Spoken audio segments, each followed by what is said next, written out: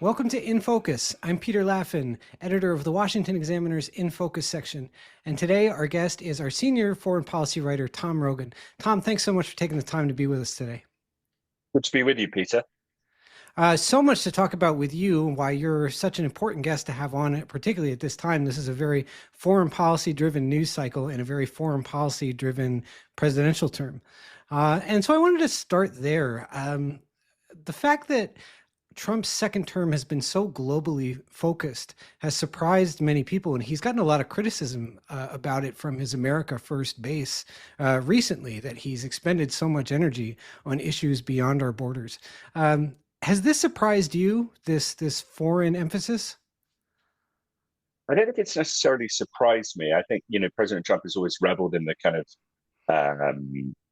opportunity for news and, big effects that the world stage can offer. What has surprised me is the degree to which President Trump is really just as interventionist or as willing to use American power as he was in his first term, in a way that sort of, I think, challenged the narrative that Trump term two, was going to be, more hesitant about entanglements, more aligned perhaps with what I think people perceive as the kind of foreign policy narrative of people like J.D. Vance. And so that has shocked me, but not per se the foreign policy ambition. How do you feel about his effectiveness so far? Maybe compared with his first term, with Biden's term, has he been a more effective foreign policy president this term than he was the first time, and than Biden was? So I think if you look at the kind of localized results, or without thinking about perhaps as much the second and third order effects, clearly he has been very effective in doing things. I mean, the one standout example obviously would be the strikes on Iran's nuclear program, that for a long period of multiple presidencies was seen as, well, we're just going to leave it to the next president, and I think shocked everyone with that. And I have to say, I expected that would create my view was that there should be more time for diplomacy and perhaps more concessions, in the concern that the US would become entangled in a Middle Eastern war, which would really divert attention from readiness on China. And I was wrong about that the actual effect, President Trump used decisive force, created, not a destruction of the Iranian nuclear program, but very substantial damage, set the tone, which is equally important, that Iran now has to consider that he would do this again, and that it can be done. And so what do they do in terms of their planning? And did so in a way that Iran decided not to substantially retaliate. Yes, there were strikes on Israel, but they were broadly limited. And we haven't seen the kind of widespread terrorist attacks around the world that Iran definitely has the capacity to pursue should it decide to do that. Iran, yes, is planning terrorist attacks, but not a full scale, let's shut down the Strait of Hormuz, etc. So that was a very calibrated and successful use of force. Obviously, the diplomatic agreements that we've seen in various peace deals are, positive and substantive. We'll see what happens in terms of Saudi Arabia and Israel, but potentially in the Abraham Accords. We'll see what happens in Gaza, obviously, with the new regime there. We'll see what happens in Ukraine. I think, that's the real sort of hard one that's coming to the fore at the moment. But and of course, we'll see what happens with Venezuela, where President Trump is engaged in a build-up. But thus far, I think it has, clearly been quite successful. The Ukraine deal, we're starting to see the outlines of that. It seems that Zelensky knows that time may be running out. There may not be the energy for this going forward, but it seems to be a deal full of Russian wish list. What's your view of how that's shaping up? I think at the moment, and then again, we'll have to see over the coming days. To me, this seems like President Trump told Witkoff, just run with this to try and get the ball rolling, and kind of didn't pay any attention to it, because a lot of what is in this deal is not what President Trump has been really agreeing with the Europeans and the Ukrainians about their kind of red lines. And is kind of a flip side of the sanctions pressure that he's been increasing on Russia. There is some real, is Ukraine going to have to give up territory? Yes. is there going to be stuff in there that Ukraine really doesn't like? Yes, but the idea, for example, there's going to be no European peacekeeping troops, that Ukraine is going to agree never to join NATO and its constitution. Those things are non-starters for the simple reason that yes, Ukraine is not going to join NATO anytime soon. At least for a decade or Hmm. more. Now they wouldn't be allowed in even if they tried. But especially on the peacekeeping troops, this idea that you can have a security guarantee without peacekeeping troops is laughable in its Right. face, because that's exactly what we had with the Budapest Memorandum, with Minsk 1 and 2. Right. The Russians, that's why the Russians like it. And so, the Europeans and Ukrainians aren't going to accept that.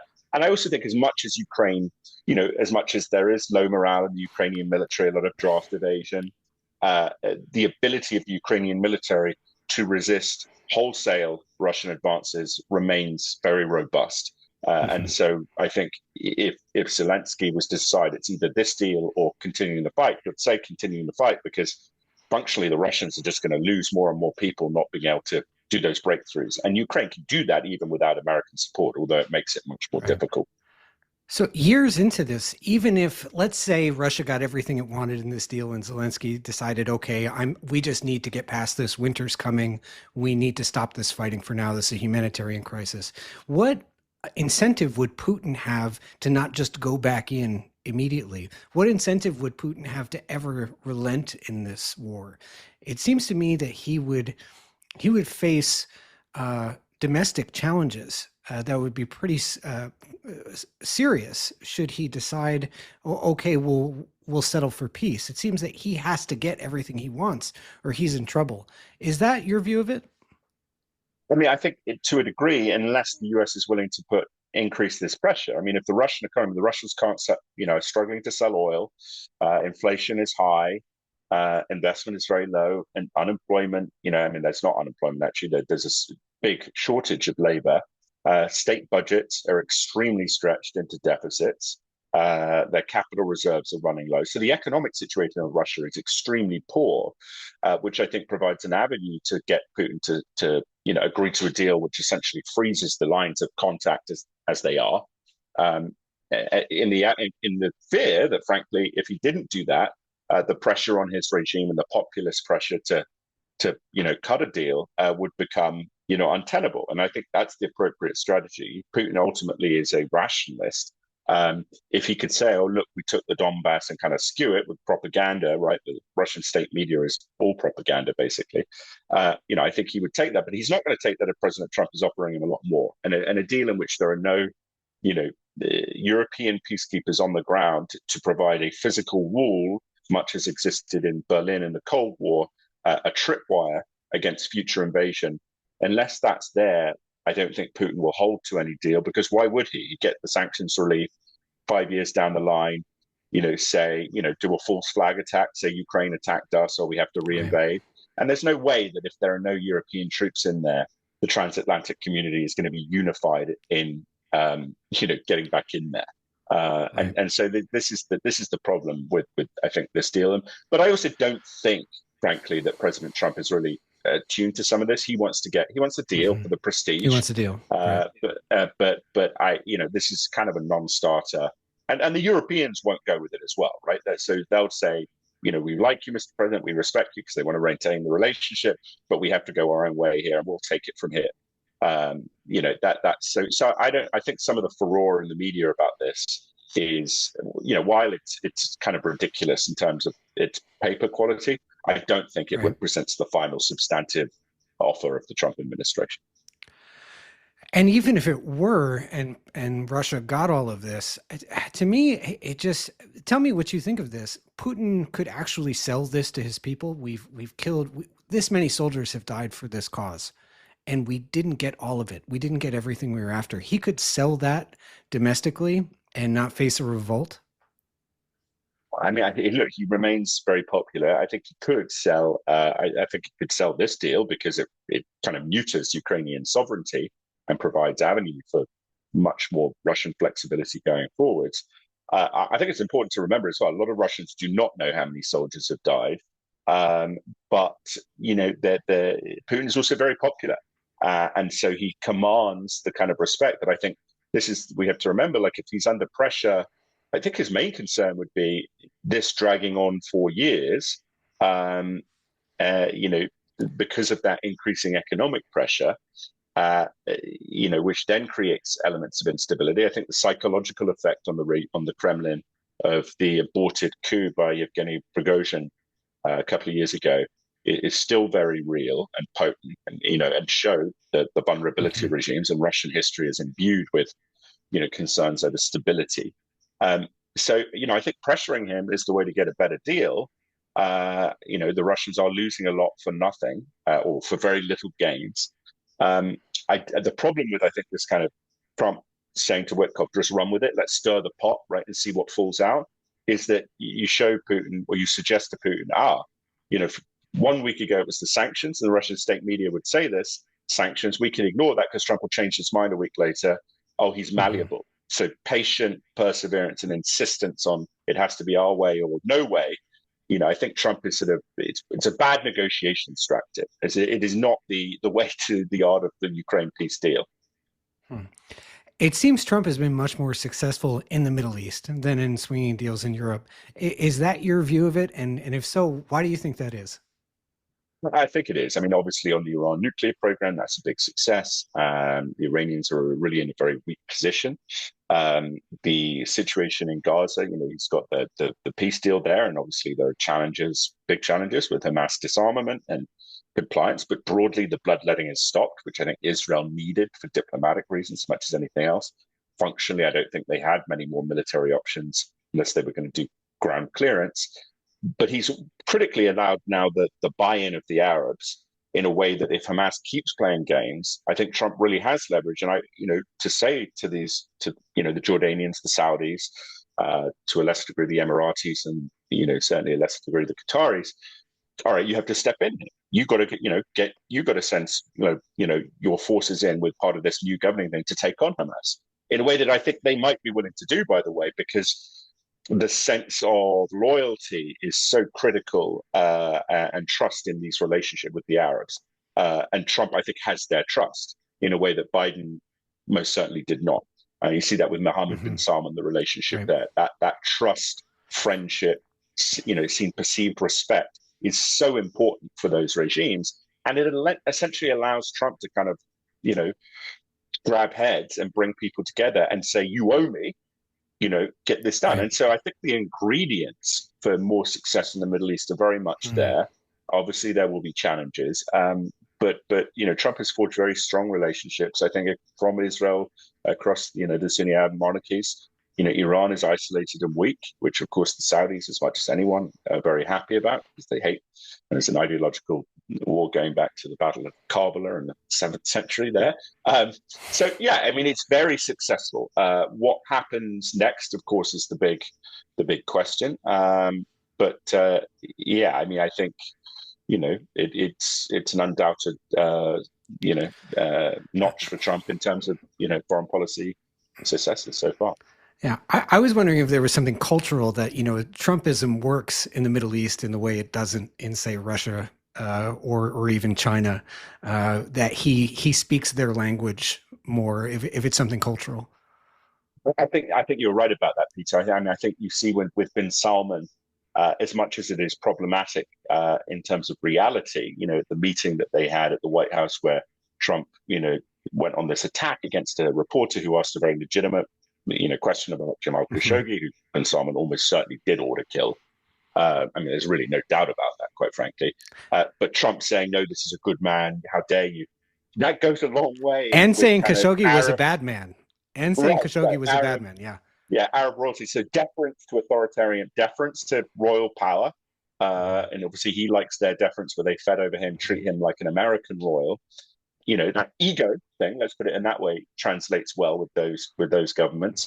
Mhm. And also the transactional nature that, look, we will have your security back, go back to buying a lot of American, investing in the United States, etc. That kind of paternal relationship that traditionally defined the alliance, up until at least the early Mhm. 2000s. Right. I think is something that those governments are very comfortable with there, and then even the Jordanians, I think, sense that Trump is willing to exert pressure on Israel on things like the West Bank, which is important to them for various reasons. So there's a sort of, they feel they have a line of contact, whereas the Biden administration, I think, was perceived by a lot of these governments as either being way too deferential to the idea of Jamal Khashoggi as the be all and end all of the relationship, Mhm. which I think is absurd, though most in the media, for media bias reasons, pretend he is that's where it has to end.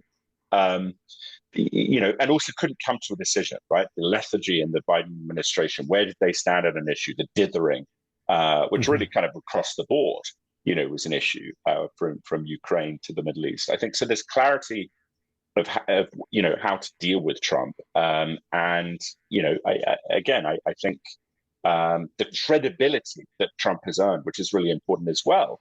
And again, I was wrong about this in terms of the Iran nuclear strikes. By doing that and localizing the after effects, the second order effects, to really nothing compared to what we thought could be the case. I mean, shutting down the Strait of Mhm. Hormuz, they didn't even try and do that. That would have been a major naval campaign over a few days. It would have sent oil prices skyrocketing. They have terrorist cells across the West, including in Latin America, probably in the United States, that they could have gone into a mall and shot a bunch of, blow up a synagogue, kill a bunch of Jewish. They could have done some really terrible stuff that they chose not to do because they feared Trump's then Right. retaliation. The credibility that earns Trump, again, with the Saudis, the Jordanians who hate the Iranians, to say, oh, look, he really does have our back. And when he says he's going to confront them, he is going to do it. So he's worth investing in both, politically and financially, as it were.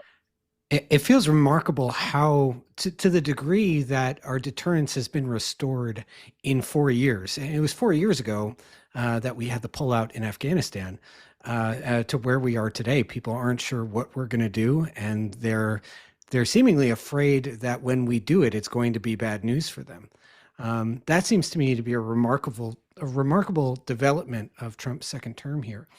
Um, I wonder how all of these foreign conflicts that we've become involved in, to some extent, how they all interact. The pressure campaign that we're putting on Venezuela right now in your estimation, is it more effective now? Is our foreign policy overall more effective now because there's some fear about what we might do? The successful strikes against the Houthis, against Iran, even against these drug boats. Um, do you see that as strengthening our overall approach?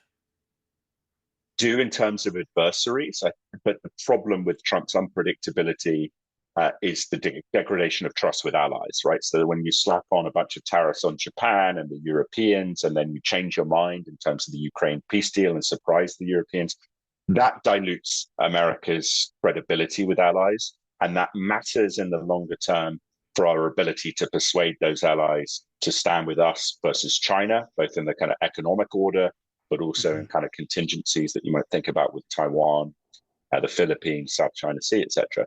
But certainly, the Trump's willingness to use force and to take a hard line, I think, has reinforced the fear of adversaries and introduced more challenge into their calculations as to what Trump might do next, because none of us really know. And so that is positive. So there's a positive side is the adversaries, the negative side is the allies, I would say. I'm glad you brought up the tariffs, because we tend to think of that as merely an economic policy, but it obviously has played a large role in our foreign policy. Let's say, as many are suggesting is going to happen, that the Supreme Court says no, you can't do this unilaterally, and these tariffs get removed. How does that affect our foreign policy going forward? I mean, I think it creates a bit more stability in terms. I think Trump backs off. I think he's already backing off of it because of the inflationary pressures that it predictably is causing. It creates more of a restraint. Trump will obviously have, I think, executive power that the Supreme Court will be deferential to in terms of tariffing adversaries, because under national security authorities that he has as president. But in terms of the allies, I think that will be a more productive. It'll bring the kind of baseline down, cool a bit of stuff. And I wonder the degree to which Trump has done. He's made his effort. He's shown his base. Look, I've done this. Maybe he would welcome that almost, the Supreme Court ruling, because it gives him an excuse to say, I did it, but I have to obey the Supreme Court. And then, obviously the economic effect, I think that would be, um, you know, more beneficial to Trump and well to the country. And so, I wonder whether he might secretly say, okay, this is the ideal outcome, because I think the Supreme Court almost certainly Right. will rule against him in the general. Yeah. Yeah. And I think it'll also give him some political advantages. Besides, the economy will probably have a positive reaction to that. I think Trump is at his best when he's against an institution that's bigger than him, or one that he's battling against, and for him to be in an adversarial relationship with the Supreme Court, I think that would give him some much needed juice. I think he's become too powerful for his own good. Um, Okay, so from now until the end of this year, what are you looking for in terms of Trump's foreign policy, in terms of America's success on the global stage? For the rest of 2025, what do you have your eye on in terms of what's most important for us? Well, point one is Ukraine. Can you get a deal where the European peacekeepers are there? Because functionally, anything after that is kind of secondary. Secondary. The Ukrainians can then make harder concessions that the Russians can have safe phasing, because you essentially stop this from happening again. So that's the one thing. Can he do that? Then it's a really, it's going to be a good deal, I would say broadly. Second, what happens with China? China, this has been not as much attention is going to this because of everything that's happening in Ukraine, and Ben Salman's visit. But the Chinese really are ramping up pressure on Japan because of some comments the Japanese Prime Minister very rationally said about Japan, viewing Chinese conquest of Taiwan as being an existential threat to Japan, and thus justifying Japanese military action. Now the Chinese are really ramping up military pressure, economic pressure. What will Trump do about that? At the moment, he hasn't really done anything. The U.S. ambassador to Tokyo, who is a political appointee, for Trump, is done very well in saying we stand with our ally, but frankly, that needs to come higher up. Chinese are doing similar things against the Philippines in the South China Sea in their exclusive economic zone. So, these, and both Japan and the Philippines are treaty defense allies. So, talking about that, Trump really has credibility on the line here, and the Chinese are testing it clearly. We editorialized on this, recently, but so that would be the secondary thing. And then, what happens with Venezuela? Does President Trump, unleash military force against the regime and military forces there? Or does he keep this sort of military buildup localized to exerting pressure on the cartels? And so, that those three, I think, would be the big ticket items to watch. But of course, with Trump, anything is possible. On Venezuela, your best guess. What's he up to? How do you think this is going to unfold? I mean, I think they want Maduro gone. I don't think Trump has the appetite for a full scale kind of Panama type operation that would, a regime change operation. So I think there's a hesitation there. They're hoping this build up is designed to, with CIA covert action, to bribe essentially Venezuelan military officers to do a coup against Maduro. They're hoping that those two things can coalesce. I think we will see strikes inside Venezuela against, some drug camps, correction facilities, potentially military that are involved in, supporting those cartels and enabling them, because I mean it's incredibly corrupt, alignment of interest there. But I don't think we will see direct decapitation strikes, full scale strikes, just kind of bring down the regime. Which I think that would frankly be hopefully that will be the case. Well, Tom Rogan, appreciate you joining so much today. Thank you for your time. Thank you for teaching us all that you know about everything going on in the world, and come back soon. Thanks for the great questions and discussion, Peter.